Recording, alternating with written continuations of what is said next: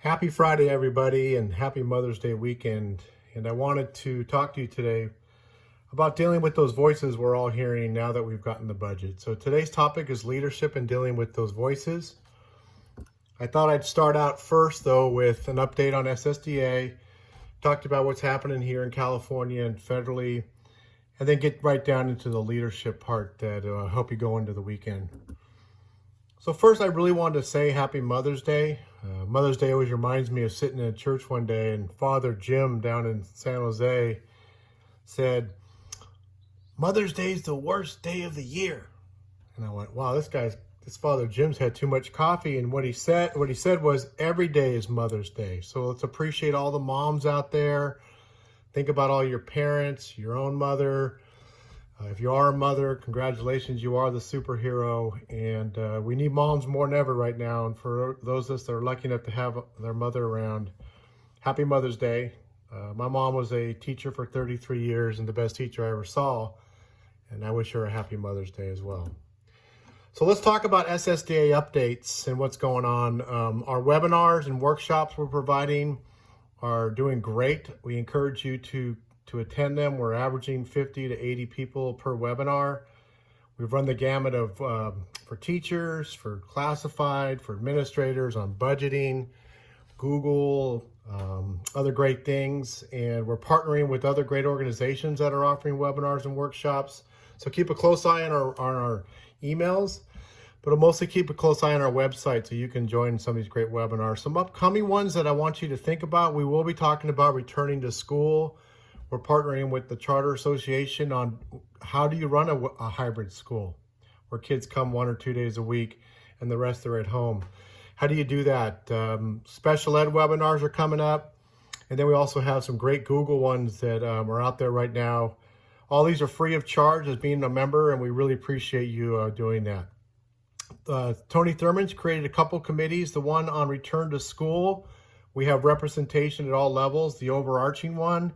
But also within the subgroups, there's policy, budget, health and safety, and educational programming. I think you'll see some guidance come out as early as next week. I sit on the health and safety one, which I think is going to drive all the other ones. And it's good that you're putting something together to give us some guidance. And we're all working real hard to have something at your fingertips. The Digital Divide Committee, I've asked Jeremy Powell and Heidi Witcher from Buttonwillow to join me on that, and we're really looking at what is going on. The superintendent's got a committee that's trying to work with internet providers. Keep an eye on that. But our big prep is to try to get some of the billions of dollars coming in this summer to help all schools with their digital divides, because I don't think anytime soon you're not going to need better access throughout California. And then the last thing, I just want to continue to thank our executive committee. They're all working on various things, providing resources for you. This weekend, I'm going to comb through all the emails and give you some more. I attached one for you today. One of our board members from Cold Springs, Amy, completed her LCAP document, so I'll shoot it to you. I think the more you can copyright, the better off you are. Obviously, there's some date changes and other things, but feel free to utilize that. So what else is going on with the state? I think first and foremost, we're all trying to close out school and get to graduations, promotions, and finishing the year out.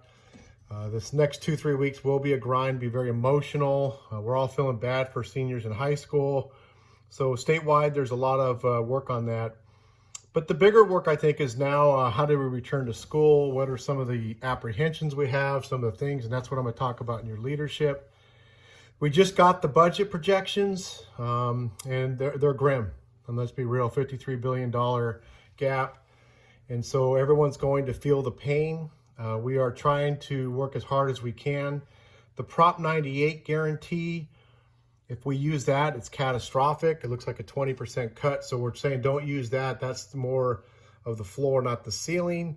So we're working on that very, very much through the legislature, the state superintendent, the governor. But we have a lot of work ahead. And then I think one other thing I wanted to mention to you is the dance between legislators, the governor, and state superintendent. Clearly, the legislators wiped out a lot of bills. They still have some that are coming through. I think some wanted no bills this year, but I think they have a due diligence to the voters. So some are coming through. But their core focus is COVID, getting the economy back and running, how we work with schools and universities to get them up and running. The governor, during the initial phase of the COVID, was pretty much on his own. Legislature wants some more input now. They want to see what's being spent, how we dealing with things. And then the state superintendent, I think he's constantly working between the two of them, all the legislatures, that body, the governor, the state board.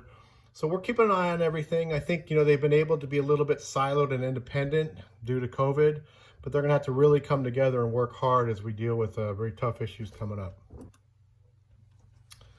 So let's switch gears, because I think when we look at leadership and hearing voices, we all have them, right? So you've been working very hard. Anytime you're in a leadership position, if you're not hearing some voices and doubting yourself a little bit, I'd like to talk to you how you pull that off, because we all have that come to us. I don't care how strong of a leader you are. And as you head into the home stretch, that kind of builds itself, because you're pretty much going to be left alone for a couple, 3 weeks to a month, dealing with more issues, while everybody else is going to get some time off, right? The majority of your team. So I think it's very important to start right now, especially this weekend, on some reflection time. How's it going? How are you? Are you ready for the real hard work? I've been telling you all along, the restoration stage, the rebuild stage are the tougher stages. Putting out a fire is a lot easier than what you're coming up to. So reflect on that. How are you doing? Are you ready for it? Do you want to do this, or don't you? If you don't, be real with yourself. Life is short, so you have to reflect on how that's going. And then I think the other thing is really hard to keep it together, right?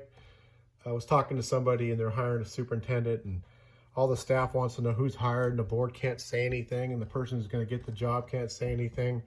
So really stopping that rumor mill is difficult. I'm going to talk to you about a few things to help stop some of them. But once a budget comes out, the first thing people go to is, do I have a job? Is my job safe? Am I going to keep my work? Do I still get to have my benefits?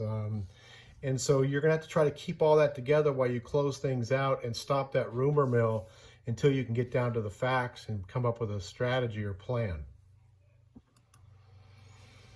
So we hear those voices, right? We hear them all the time, and it usually starts with fear, and fear is threaded in everything that we do. I think fear actually keeps us driven. It also keeps us in line. It also helps, can motivate us, and also gives you a chance to take on the fight. But there's other words start coming around, and your behavior starts to change, and your strut starts to change a little bit. You get a little tired, you snap a little bit, and those voices start to get into your head. So I have a couple ideas for you. First, you have to personally, and if you have a super confident person you work with, whether it's your executive assistant, your budget person, or your dog or cat, you have to project forward where you think it's going. So you kind of have a roadmap where it's going. Now, nothing's going to be perfect. I found this attachment that I'm sending you to be very helpful. It's what other countries have already done as they return to school. So, I think in this on page 10, I said maybe you should request this, or maybe you should really look at this. That page 10 is great. It gives you 4 options. You're coming back with primary, you're coming back with middle, you're maybe going all in. It gives you a nice little roadmap. There's very good documents in here for you to use. And I suggest that you use it, because you have to start to project forward. Now, obviously, you're not going to have all the answers, because you don't know what your budget is. You don't know what these guidelines are going to be, what's public health going to say. Maybe your parents don't want to come back to school, so some of you can't, but you can vision out a lot of where you think this is going to go, so you feel more comfortable and don't hear the voices as much. I always go back to these 5 levels of leadership in this video. I just did it. I just played it while I was doing this YouTube, this PowerPoint, and I really think you need to go back and look at this. Where are you at each level with people that you work with? How are you with people? How's the culture? Are you going to go back and use your job title, your superintendent power to run things? Are you going to use a different methodology? Go back and spend 25 minutes on this on a walk. He's very good at telling you how to lead, even in a crisis situation. This is my core. Now, more other things about leadership and hearing those voices. I've been very impressed with some of you out there that are really communicating well with your parents. And I saw a video the other day where the leader talked about where they're at and then listed about 30 questions that she had in her head that she wanted the parents to know that they're in her head. Now, she didn't say they're in my head. She goes, here's some questions we need answered. How are we going to do sanitation? How are we going to do buses? How are we going to do entering to school? What are we doing when we have to switch classes? What's PE going to be like? What's it going to be like in the hallway? So you kind of put that back on the parent so they know that you're thinking about it. At least they know there's a conversation and that you're strong in doing that. I highly recommend you create a video now to do that. Just sit there. I can send you the link if you email me of that video. I can pull it up for you. But it's really good just to sit there and talk to your community and go, here are some of the things that we're considering while we're going back. We don't know our budget. We don't know we don't know who's going to provide the mask. What are we going to do when a kid's got a temperature? What are we going to do? What are the rights of kids with HIPAA laws? So you say that to the parent and say, we are working on these things at the state level, the federal level, local level.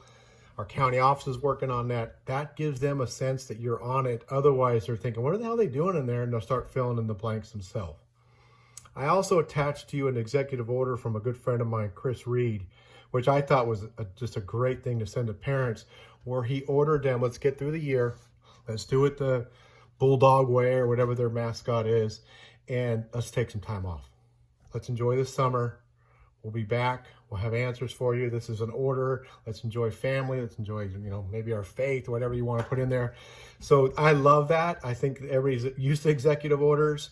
It's a good way to get those voices out of your head and show people you care about them. But hey, folks, you don't worry. I'll handle things in June and July, and I'll be communicating with you.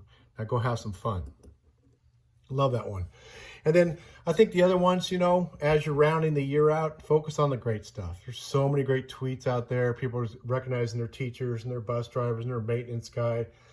Stewart's on lawnmowers, Stuart Packard out of Buttonwillow. Others are doing great things.